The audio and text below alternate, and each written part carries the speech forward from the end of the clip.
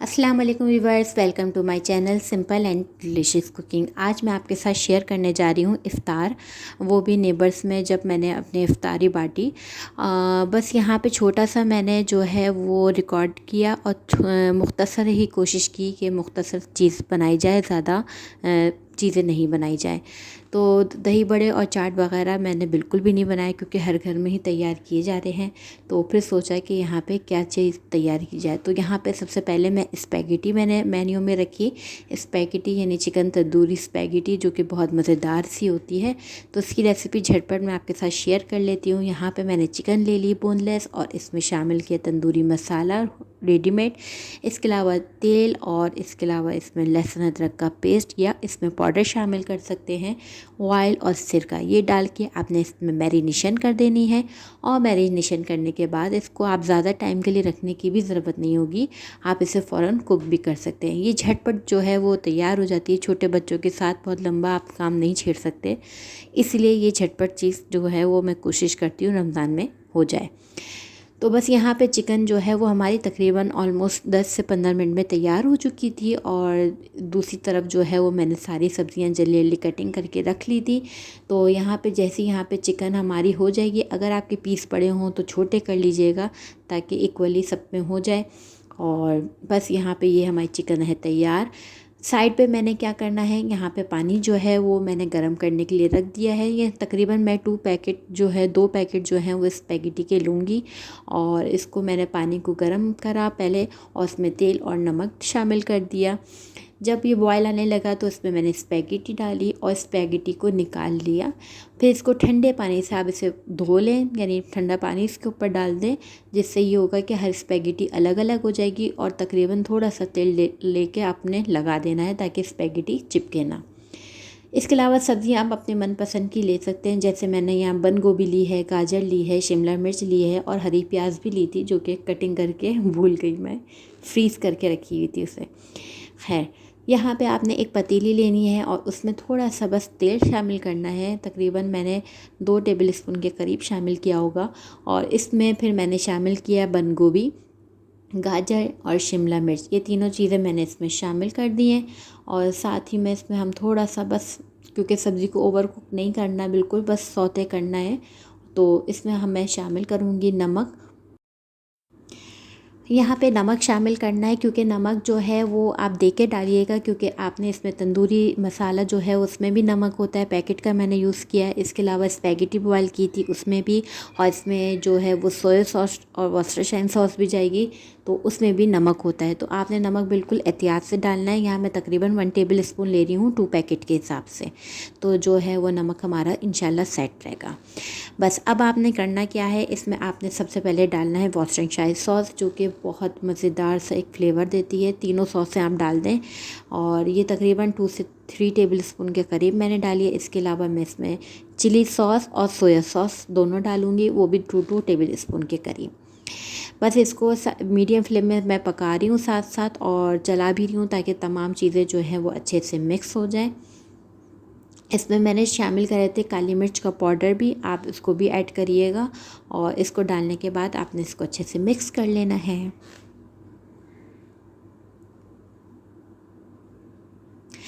ये स्पैगेटी जो है वो मैंने 1-2 दफ़ा शॉर्ट वीडियो में भी डाली है। इसकी वजह ये है कि ये स्पैगेटी जो है वो मेरे बच्चों को बहुत ज़्यादा पसंद है और बहुत झटपट भी, मुझे भी बहुत आसानी होती है कि ये आराम से बहुत जल्दी बन जाती है और कोई टेंशन के बगैर।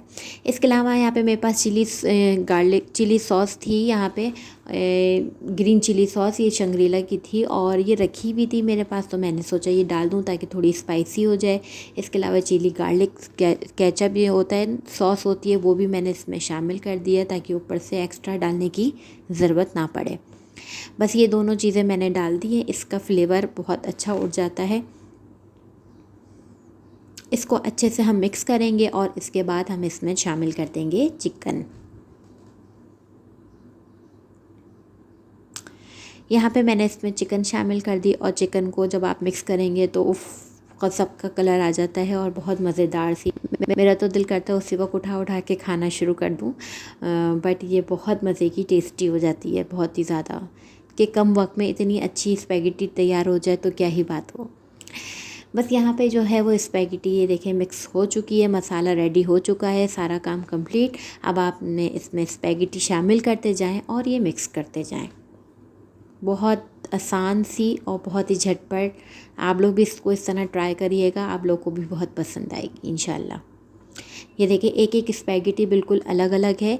इसका मैंने आपको जो ट्रिक बताई है आप उसी तरह फॉलो करेंगे तो आप 2 पैकेट 3 पैकेट 4 पैकेट भी लेंगे तो आपकी एक स्पैगेटी भी चिपकी हुई नहीं होगी या ओवर कुक नहीं होगी। बस टाइम आप जो भी आप कंपनी लें उस जो टाइम उन्होंने मेंशन किया वो उस टाइम तक आपने पकाना है और उसको फ़ौरन निकालना है। और निकालने के बाद ठंडे पानी से धोएं, मतलब ऊपर से ठंडा पानी डाल दें ताकि स्पैगेटी में सब जगह चला जाए और फिर तेल।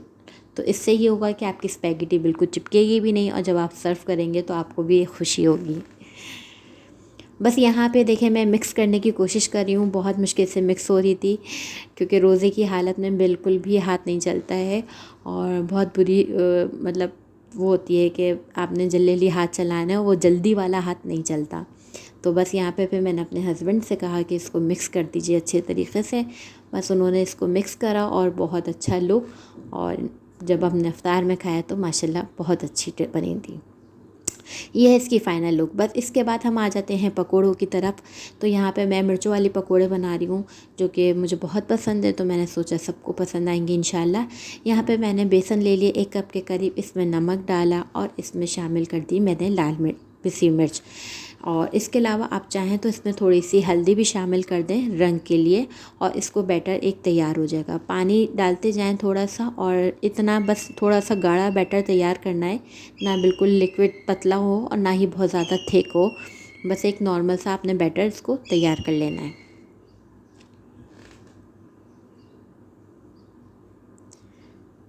यहाँ पे देखें मैंने थोड़ा थोड़ा पानी शामिल करती गई और हाथ की मदद से इसको अच्छे से मैं मिक्स करती जा रही हूँ। ये बहुत जल्दी पकोड़ा तैयार भी हो जाता है और मज़े का। अब जब तक पकोड़े ना हो तो रफ्तार का तो मज़ा ही नहीं आता, तो मैं कम से कम रोज़ 2-4 पकोड़े लाजमी बना लेती हूँ क्योंकि 2 मैं खाऊंगी, 2 मेरे हस्बैंड खाएंगे तो 4 हो जाते हैं। तो इसी तरह मैंने प्लेट के हिसाब में भी सबके रखे थे, 3-4 मैंने एक प्लेट में रखे और एक मिर्च का पकोड़ा रखा इस तरह से, ताकि प्लेट में पकोड़े ज़रूर जाएँ। अच्छा, दूसरी तरफ आते हैं। यहाँ जो है इमली, जो हरी मिर्च है उसके अंदर मैंने क्या डाला, इसमें मैंने डाला आमचूर पाउडर 2 टेबल स्पून या 3 टेबल स्पून, बढ़ाते जाएं जितने आपको क्वांटिटी चाहिए। और इसके अंदर मैंने शामिल किया चाट मसाला। जितना आमचूर पाउडर इस्तेमाल किया उतना ही मैंने चाट मसाला इस्तेमाल किया। और उसके अंदर नींबू, या अगर आपके घर में इमली रखी हुई हो तो इमली को भिगो के उसका जो पानी होता है वो आप इसमें शामिल करें तो और बहुत अच्छा टेस्ट आएगा। अगर इमली ना हो तो आप नींबू भी इस्तेमाल कर सकते हैं। इसको मिक्स करें और इसके अंदर फिलिंग करते जाएं और इसको आपने अच्छा, अंदर से मैंने इसके सीड्स निकाल दिए थे ताकि ज़्यादा तेज़ी ना हो। वैसे ही मिर्चें तेज़ बिल्कुल भी नहीं होती हैं।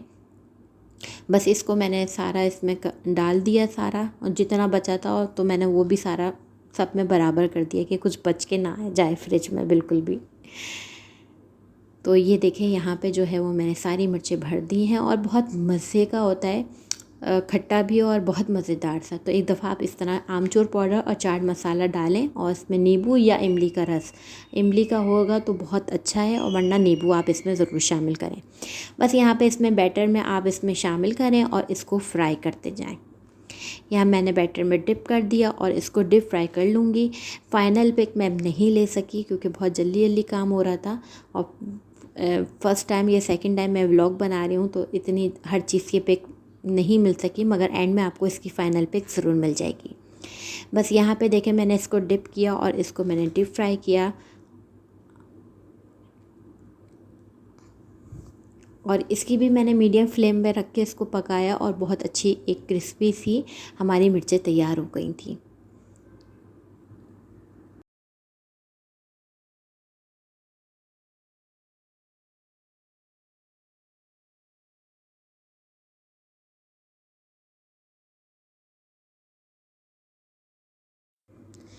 अब यहाँ पे जो जनाब है, यहाँ जैसी मिर्चें तैयार होने लगेंगी साथ में फिर मैं दूसरी तरफ आ जाऊँगी।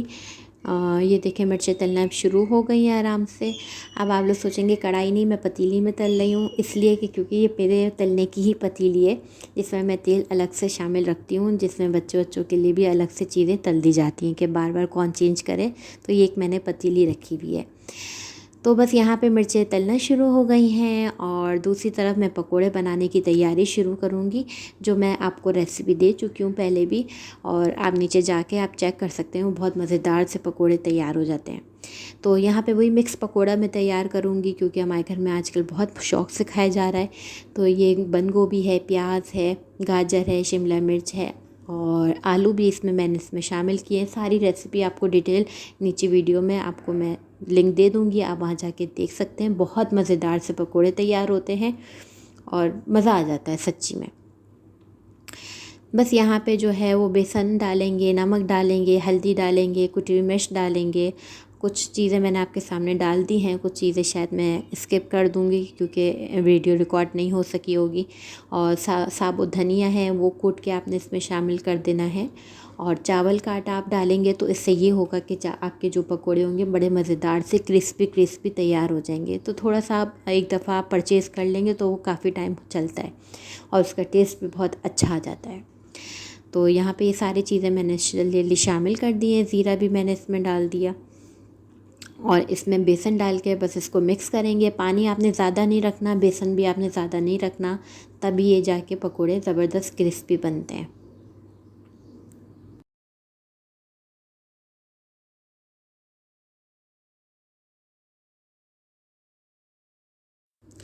अगर आपके पास टाइम हो तो ये पकोड़ा जब मिक्स कर लें तो आप इसको थोड़ी देर के लिए 10 से 15 मिनट के लिए रखिएगा। मेरे पास ज़्यादा टाइम नहीं था तो इसलिए मैं फटाफट फ़ौरन इसको तलने के लिए ले गई। और यहाँ पे तेल थोड़ा गर्म था मगर बाद में सेट हो गया था। 2 पकोड़े डाले तो फिर वो नॉर्मल टेम्परेचर पर आ गया।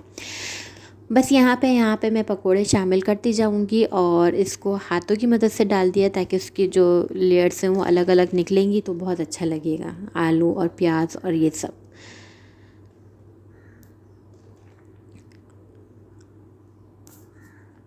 अब जैसे कि मैंने आपको बताया है कि मैंने सबकी फ़ाइनल पिक एक साथ नहीं ले सकी, मगर लास्ट में मैंने फ़ाइनल पिक ली है तो मैं आपको वहाँ पर दिखा देती हूँ। बस यहाँ पे देखें स्पैगेटी जो है वो तैयार है। इसके अलावा तरबूज था, खजूर थी और पकोड़े, मिक्स पकोड़े और थोड़े से पापड़ और एक मिर्चें। ये एक प्लेट मैंने तकरीबन इतनी बना दी थी कि आराम से एक बंदा फुल पेट भर के खा सकता है। तो बस यहाँ पे फिर हम लोग ने भी अपना अफ्तार किया इन्हीं चीज़ों से और अल्लाह का शुक्र है कि ये सब चीज़ें जो हैं वो बेहतरीन तरीक़े से तैयार हो चुकी हैं, अच्छे तरीक़े से। बस इसे अल्लाह कबूल करे कि हमारी अफ्तारी को, हमारी मेहनत को। पकोड़े मुझे बहुत पसंद आए, आप लोग भी ज़रूर ट्राई करिएगा, मैंने लिंक दिया हुआ है। अगर मिर्चों के पकोड़े तो हर घर में ही तकरीबन बनते हैं और मज़ेदार होते हैं। बस इसमें आप आमचूर का पाउडर डालें तो आपको मज़ा आ जाएगा। बस